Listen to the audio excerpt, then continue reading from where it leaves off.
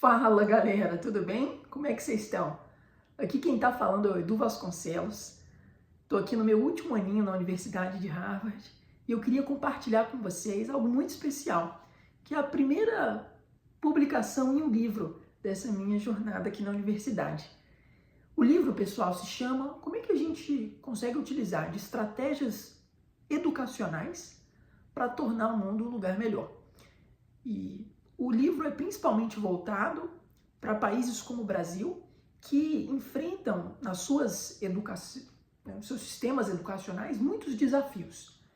Então, alguns dos capítulos do livro são, por exemplo, sobre como que no Paquistão as escolas podem ser mais resilientes às enchentes, ou como que é possível melhorar a questão da falta dos professores no Chile. E também a gente vai ter aqui como é que a gente consegue fazer a base dos estudantes mais forte em Gana. Então, cada um dos capítulos foi escrito por um grupo de estudantes, mestrandos da Universidade de Harvard. Acabou que eu me juntei a outras 3 estudantes mestrandas e eu era o único estudante da graduação que estava fazendo o nosso projeto, mas foi muito especial participar da coautoria de um capítulo junto com um grupo que vinha de tudo quanto é canto. Então, no capítulo que nós escrevemos, a gente teve uma autora que era indiana, a gente tinha uma autora que era americana e uma autora chinesa. Então, galera, a gente tinha representados na escrita do capítulo mentes pensantes e experiências que vinham de China, Estados Unidos, Índia e Brasil. 4 países enormes, né? E qual que foi o capítulo que a gente escreveu, na verdade, a pesquisa que durante 6 meses nós conduzimos e que resultou na escrita do capítulo?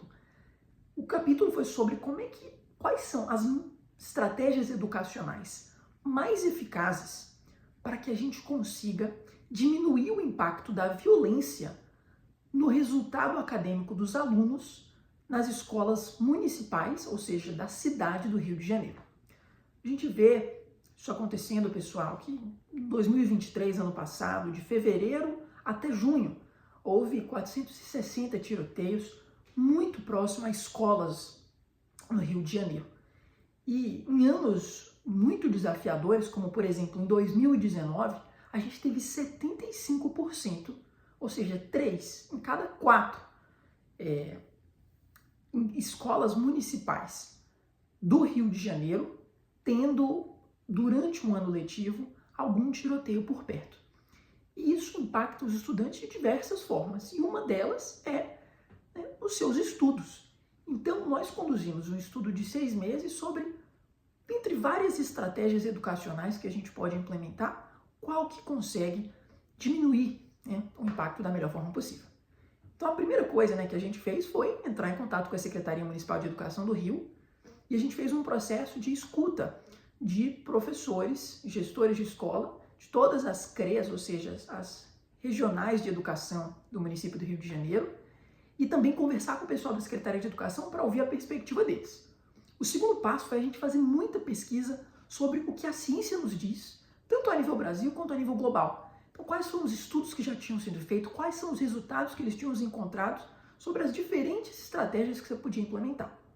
E aí, depois dessa longa pesquisa, a gente definiu quais são as 2 principais causas de como a violência acaba impactando a nota dos alunos. A primeira é o tempo em sala de aula. A gente tem fechamentos de escolas quando acontece um tiroteio, e você com menos tempo em sala de aula tem menos tempo para aprender a absorver a matéria. Tem objetivo, né? E o segundo, a gente chama de causa raiz, um motivo pelo qual a violência vem impactando a nota dos estudantes, é a questão socioemocional.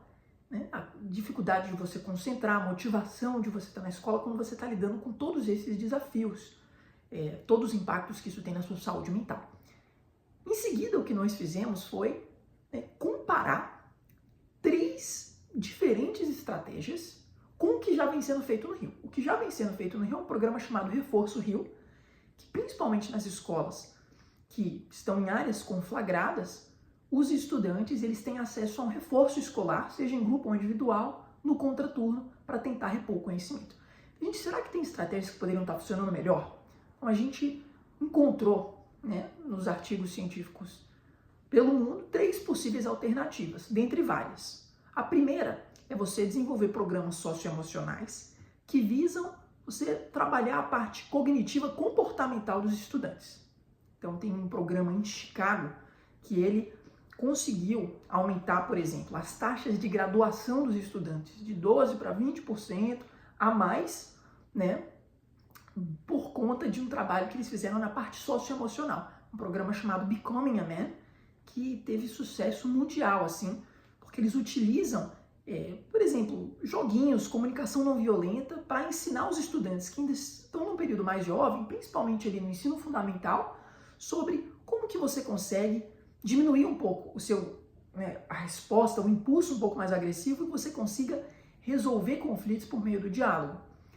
A segunda estratégia educacional que nós avaliamos foi a parte da educação cívica. O que é uma educação cívica? A educação cívica é todo tipo de programa e atividade dentro de uma escola que trabalha as habilidades, para você ser um cidadão ativo e participante.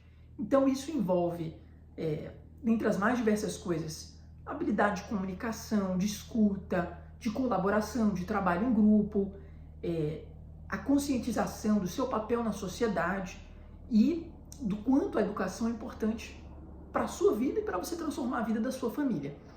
Então, aqui no livro, essa foi a segunda estratégia que a gente avaliou.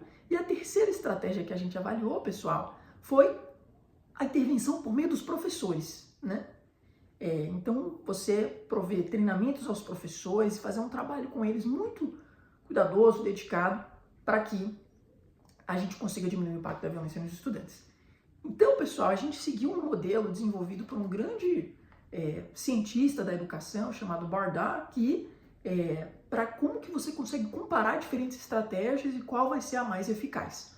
E isso, claro, tem que ser somado às experiências na ponta, né? O que dá certo em cada escola tem uma realidade diferente, mas o que nós percebemos, pessoal, foi que a alternativa que nós sugerimos foi a questão da educação cívica.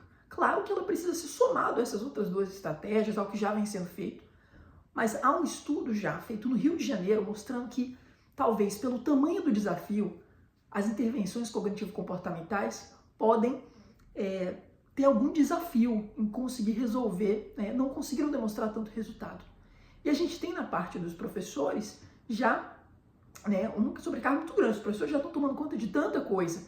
Então talvez se a gente consiga trabalhar a educação cívica no sentido de que os estudantes eles se tornem com uma capacidade melhor de lidar com as emoções, se sintam mais motivados a estar na escola, que assim eles possam melhorar os seus resultados acadêmicos.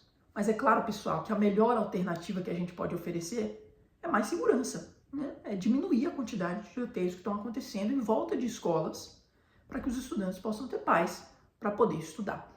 Mas, galera, eu queria compartilhar, então, qual foi essa contribuição aqui no livro. E é muito legal quando você tem a oportunidade de trazer mentes pensantes do mundo inteiro. Então, nesse grupo, né, como eu tinha dito, tinha Estados Unidos, Índia e China e um brasileiro, ouvindo professores do Brasil e tentando, poxa, como é que a gente consegue pegar um pouco do que a ciência vem dizendo a nível mundial, com o que a ciência vem dizendo no Brasil, com a perspectiva dos professores, e como é que a gente torna isso em uma alternativa prática ali para ser implementada. A gente apresentou os resultados para o secretário municipal de Educação do Rio de Janeiro, Renan Ferreirinha, e daqui eu deixo um grande abraço a não só o secretário, mas todos da Secretaria de Educação que tornaram o estudo possível.